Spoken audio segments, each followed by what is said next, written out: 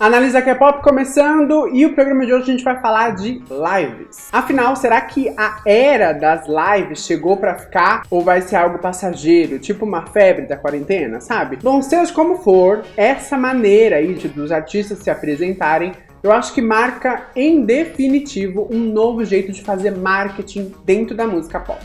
E aí, como já é regra aqui no Analisa, eu dividi essa análise em 4 pontos. O que seria esse novo tipo, de fazer marketing aí que nasceu? Por que as lives, elas acabam sendo investimento no futuro? As várias possibilidades que acabaram nascendo junto para que os artistas se inovem. E por último, a gente vai entender a necessidade que os músicos passaram a ter cada vez mais de serem performers e entertainers.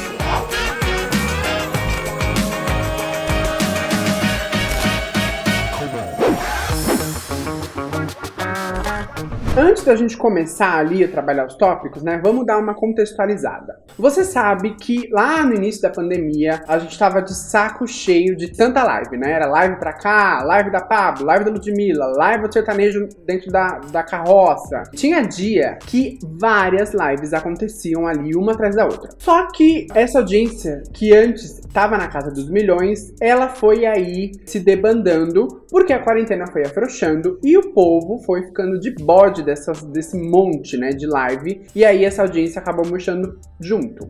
Bom, só para citar um exemplo prático disso, segundo um levantamento do YouTube, feito junto com as assessorias dos artistas, no mês de abril de 2020, a audiência da live do Gustavo Lima chegou a um pico de quase 3 milhões de views. Quando essa live aconteceu de novo em maio, o pico dessa audiência foi para 1,5 milhão. Então, a galera realmente tá de saco cheio. E esse saco cheio acabou chegando nas marcas que patrocinam essas lives. Essas segundas rodadas de live acabaram atraindo menos patrocinadores do que as primeiras, o que significa que o mercado também já bodeou. Quem me fez sofrer, agora tá sofrendo.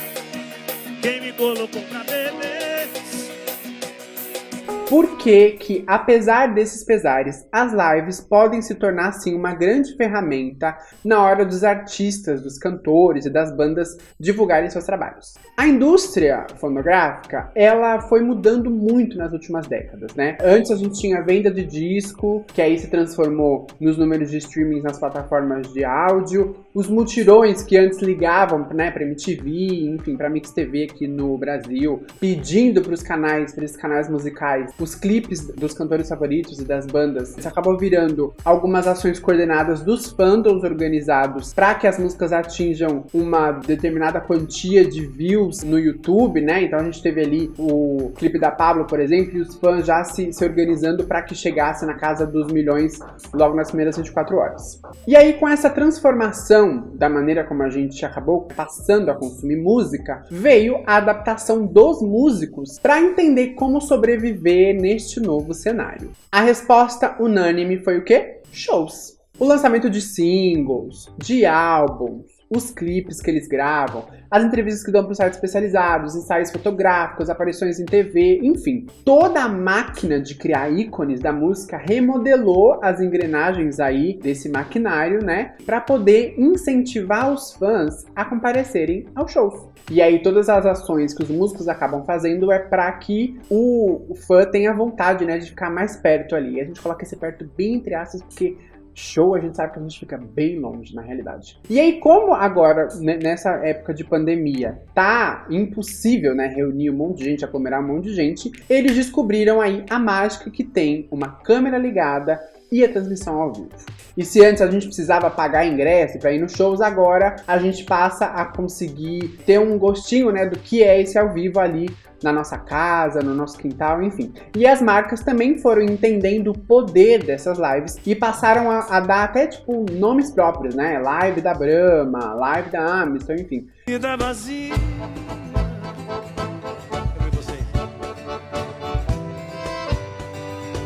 Então, se a participação das marcas ela acaba trazendo um fluxo de caixa no curto prazo, porque esse artista não pode mais fazer show, então ele não tá mais ganhando dinheiro do jeito que a indústria musical faz dinheiro hoje em dia, esses músicos, eles acabam tendo fluxo de caixa no curto prazo, mas no longo prazo, a gente estabelece ali uma nova maneira de divulgar o trabalho desse cantor para que no pós-pandemia as pessoas tenham vontade de ir no show deles. Porque o que acontece? Apesar dos principais artistas brasileiros, né, da música pop, vamos usar a música pop como exemplo, ter aí milhares de fãs, não necessariamente uma parcela grande desses fãs cogita ver o artista ao vivo, né? Cogita pagar ingresso, ir lá e ver o artista num estádio, enfim, numa casa de show. E aí, quando a gente tem essas lives, a gente começa então a ter um vislumbre, né, um test drive da capacidade que esse cantor tem de segurar um show ao vivo, e aí a gente vê ali o que ele pode fazer realmente ao vivo. E talvez falar, nossa, a Pabllo segurando um show é bem engraçada, a Ludmilla faz altas piadas no meio e tal, talvez seja legal ver um show ao vivo.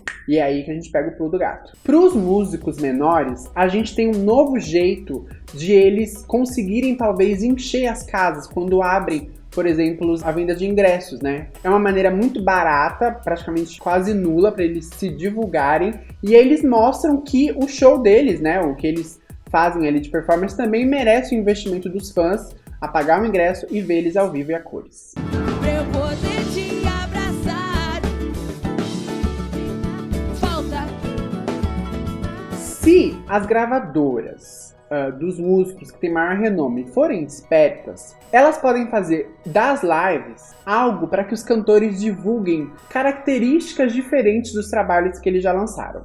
Talvez uma versão acústica e mais intimista de algum álbum recém-lançado, ou adaptação de músicas que já são conhecidas do público, só que aí para um outro gênero, por exemplo. E aí aqui a gente vai ter espaço para que os grandes nomes consigam fazer essas experimentações sem perder dinheiro, né? Porque vamos a Ludmilla como exemplo. Talvez se a Ludmilla fizer um álbum, enfim, todo um trabalho para lançar pagode, que ela gosta de cantar, ela não vai ter tanto retorno financeiro, mas ela pode mostrar, por meio das lives, por exemplo, que ela tem ali características, né? Ela tem habilidades para poder flertar com outros gêneros, que foi o que ela fez, por exemplo. Ela criou ali uma livezinha, ela, violão, e aí mostrou que ela sabe fazer pagode também. E para encerrar, hoje em dia, ser cantor ou ser cantora só não basta. Tudo bem, isso já não basta há muito tempo, né? Porque o cantor tem que ser garoto propaganda, tem que ser apresentador, enfim. Mas essa mini era das lives aí, ela chegou para evidenciar muito mais isso. É justamente a questão das lives que escancara como os cantores precisam cada vez mais ser performers completos. E aí eu não tô falando de cantar e dançar, não. Se antes da pandemia, o fandom da música pop exigia que o cantor, né, ou a cantora levasse ali performances completas no palco, com trocas de figurino, com coreografias e tudo mais, hoje esse mesmo fandom descobriu que eles querem, na realidade, que os cantores sejam bons entertainers e promova ali uma experiência, né, para poder manter essa audiência pagante desses fãs mais engajado ao longo do show. E aí, mais do que essas características de bons apresentadores do próprio show, os músicos vão ter que desenvolver essa capacidade de serem entertainers justamente para poder promover essa experiência para quem vai pro show deles. E é importante a gente destacar isso porque o pop hoje, vamos usar o exemplo do Brasil sempre, né? A gente tem grandes nomes, mas que infelizmente não conseguem entregar uma experiência, digamos, marcante, sabe? Pra quem vai no show.